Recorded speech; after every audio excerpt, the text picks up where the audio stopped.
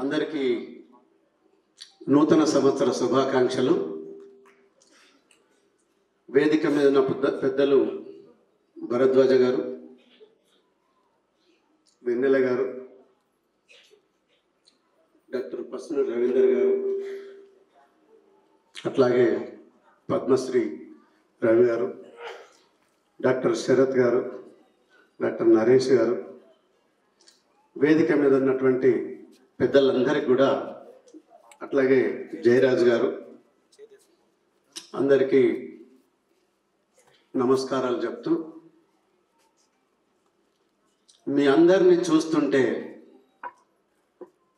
జయరాజ్ అన్న, భరద్వాజ్ గారు, నరేష్ గారు, అంతకుముందు మాట్లాడినటువంటి ప్రకృతి ప్రేమకుడు, ప్రకృతిని పూజించేవారు మాట్లాడుతున్నప్పుడు వింటుంటే, ఆ స్పందనలు చూస్తుంటే నాకెంతో ఆనందంగా, ఎంతో భవిష్యత్తుకు ఈ సమాజాన్ని మార్చడానికి కావలసినటువంటి యువతరం మనుషులు చాలా నిబద్ధతో ఉన్నారనేటువంటి ఆనందం కలిగింది, గర్వం అనిపిస్తుంది. అందుకు మీ అందరికీ అభినందనలు తెలియజేస్తాం.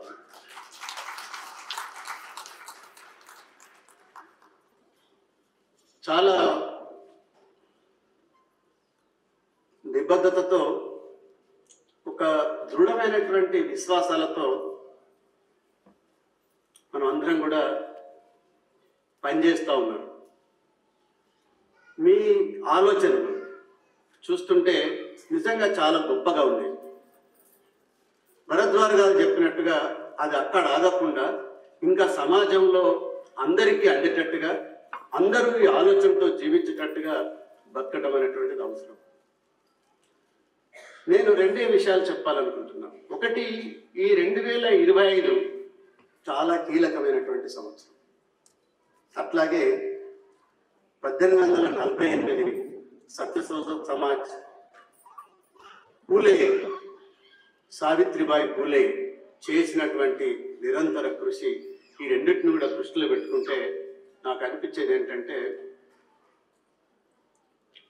ఇప్పుడు నాకున్నటువంటి చిన్న అనుభవంలో ఎప్పుడూ లేనటువంటి ద్వేషపూరితమైనటువంటి భావన, ఎప్పుడూ లేనటువంటి ఇంటాలరెన్స్ అనేటువంటిది, ఇతరులను వినడానికి కూడా ఓపిక లేదు, ఇతరుల అభిప్రాయాల్ని వినాలనేటువంటి ఆలోచన కూడా లేకుండా, ఇతరులు అట్లా ఉంటే మేము భరించలేము, అవి మేము సహించలేము, ఆ మాట్లాడితే మేము మీకు ఫోన్లు చేస్తాం, ఆ మాట్లాడితే మీకు బెదిరిస్తాం, అవి రాస్తే మిమ్మల్ని కొడతాం అనేటువంటి ఒక ఇంటాలరెన్స్ అనేటువంటిది ఇక్కడే కాదు, ప్రపంచవ్యాప్తంగా, దేశవ్యాప్తంగా బలంగా పెరుగుతున్నటువంటి రోజులో మనం ఎంటర్ అవుతున్నటువంటి పరిస్థితి మనకు కనిపిస్తుంది.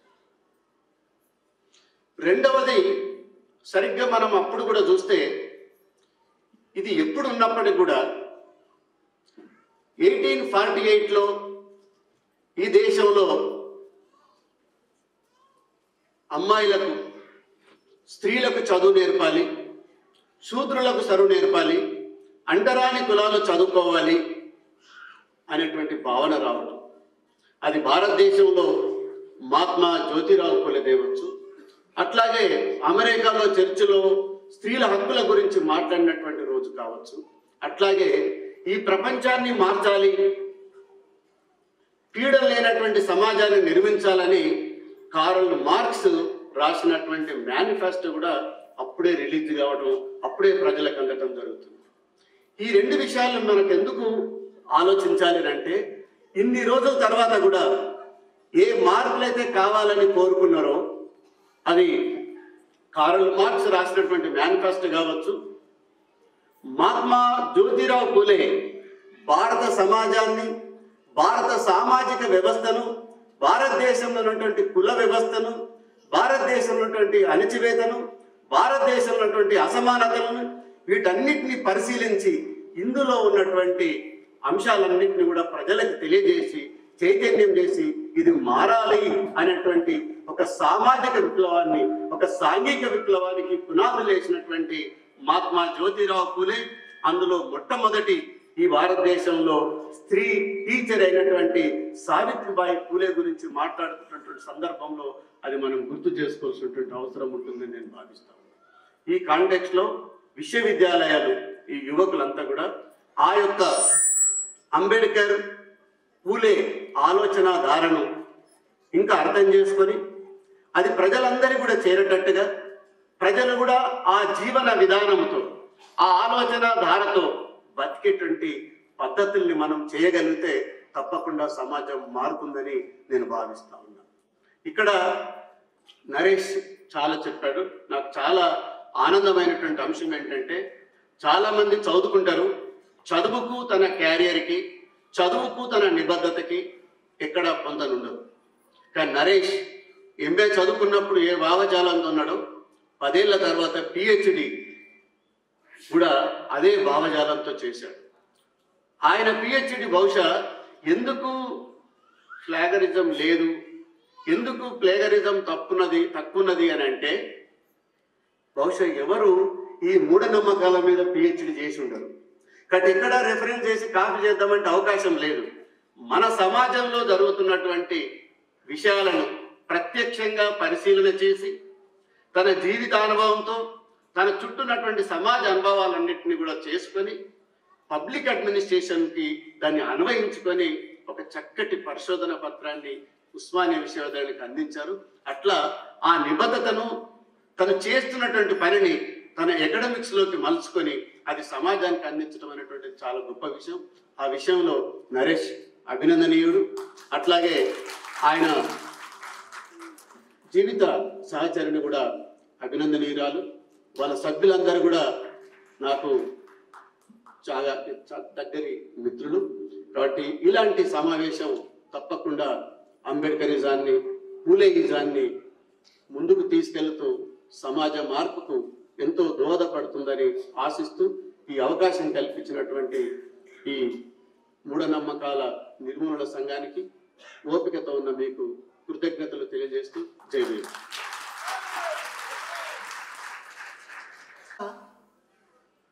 జై జవాన్ జై కిసాన్ అని అన్నాడు ఆయన. అప్పుడు నేను అన్న, జై జవాన్ అంటే రైతు మన సైనికుడు వర్ధిల్లాలి కదా, మరి ఇన్ని అశాంతి ఉన్నప్పుడు, ప్రేమ లేనప్పుడు, దేశాల మధ్య బార్డర్ ఉన్నప్పుడు సైనికుడు ఎట్లా వర్ధిల్లుతాడు? గొడవలు అయితే వర్ధిల్లుతాడు, బార్డర్ బాగా పెద్దగా ఉంటే వర్ధిల్లుతాడు, పంచాయతీలు అయితే సైనికుడు అవసరమవుతాడు, భయం ఉంటే రక్షణగా సైనికుడు అవసరమవుతాడు. మరి సైనికుడు పెరగడమా? ఇది అవసరం లేదు. అసలు సైనికుడు లేని ప్రపంచం కావాలి, సరిహద్దులు చెరిపేసిన దేశం కావాలి, సరిహద్దుల కాడ నాది నాది అని కొట్లాడుకోకుండా ఉండాలి. సైనికుల మీద పెట్టేటువంటి 13 లక్షల కోట్లు భారతదేశ ప్రభుత్వం పెడుతుంది. 13 లక్షల కోట్లు. ఆ డబ్బుని ఈ దేశ ప్రజల బతకడం కోసం కేటాయిస్తే సైనికులు అవసరం లేని విధంగా ఉండడానికి ప్రభుత్వం ఆలోచించాలి అని చెప్పామన్నమాట.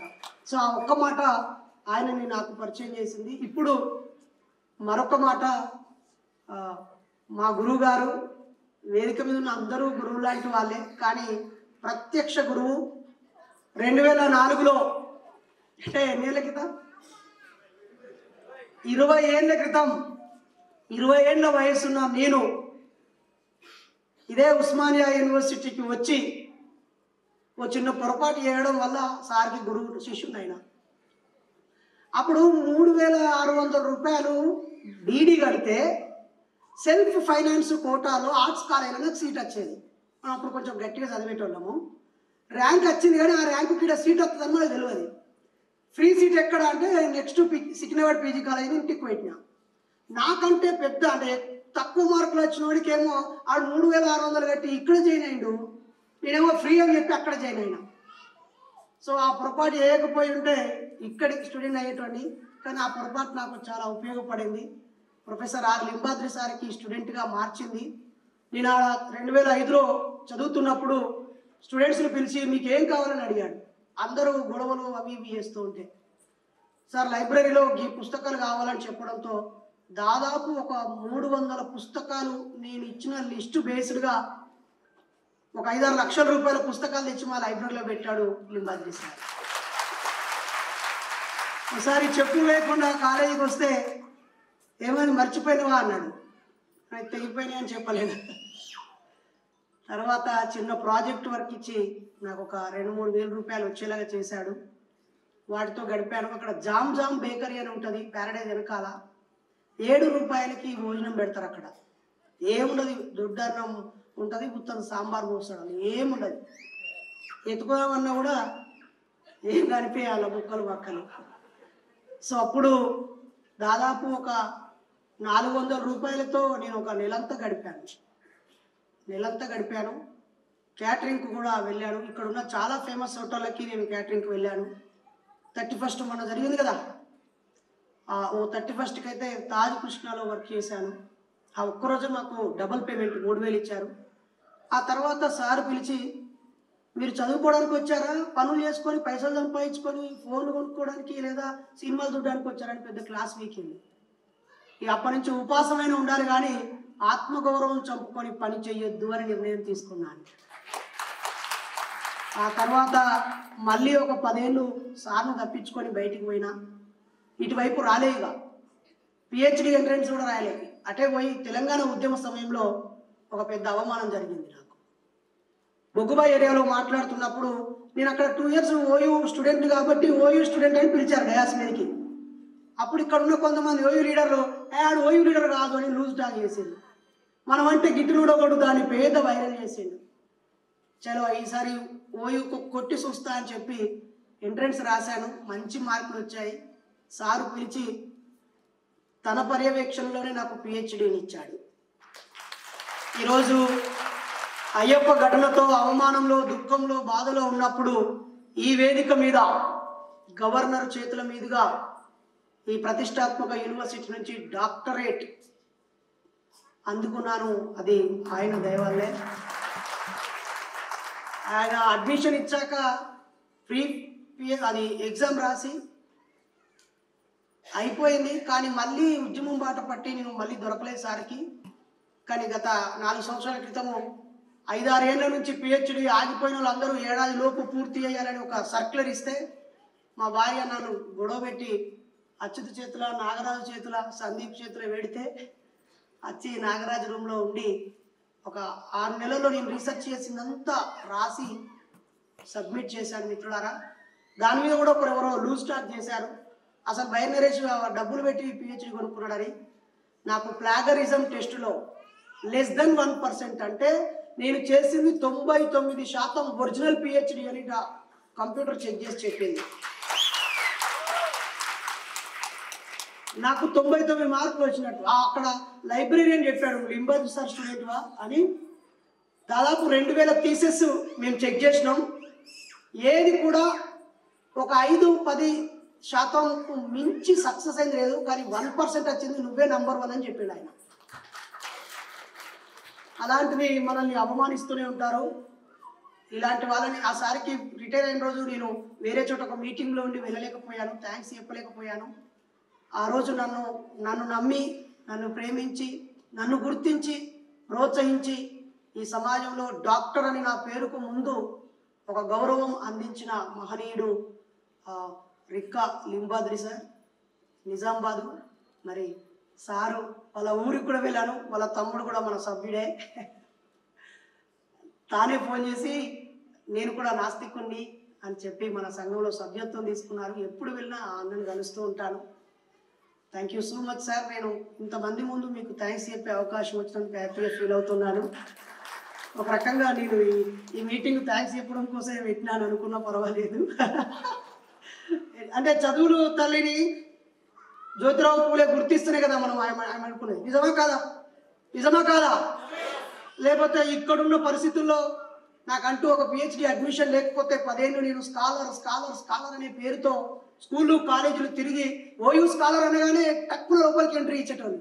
ఇక నేను పోయి దంచుకునేటోని, సబ్జెక్ట్ అంతా చెప్పుకునేటోని, మళ్ళీ తట్టపుట్ట చదువుకొని వచ్చేటోని.